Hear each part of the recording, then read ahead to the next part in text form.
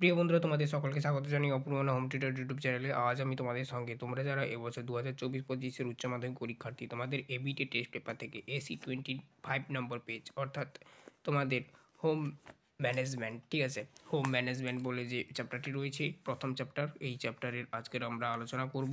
First প্রশ্ন কী বলা রয়েছে দেখো।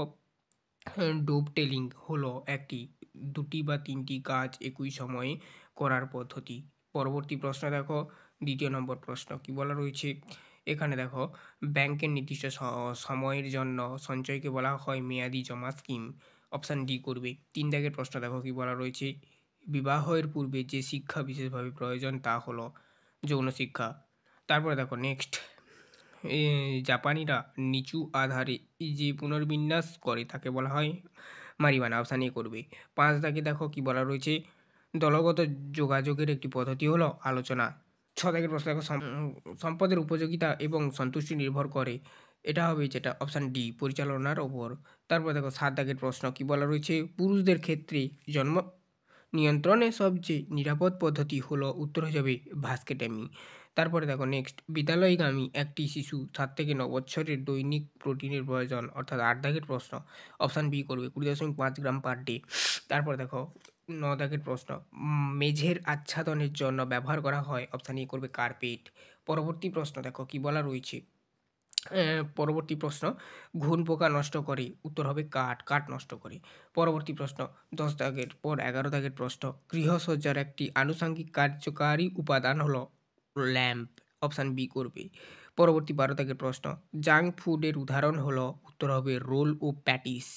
পরবর্তী প্রশ্ন 13 দাগের প্রশ্ন, ভারতের যে পোষক উৎপাদন বেশি থাকে তা হলো কার্বোহাইড্রেট।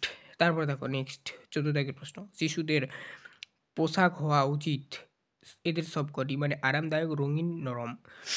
15 দাগের প্রশ্ন, কৃত্রিম তন্তুর উদাহরণ হলো অ্যাক্রিলিক। পরবর্তী 16 দাগের প্রশ্ন দেখো কি বলা হচ্ছে, কফির দাগ যে শ্রেণীর অন্তর্ভুক্ত তা হলো উদ্ভিজ্জ। পরবর্তী প্রশ্ন 17 দাগের প্রশ্ন, দক্ষিণ ভারতের মেঝে সজ্জার আলপনার নাম হলো মন্ডন। Option D.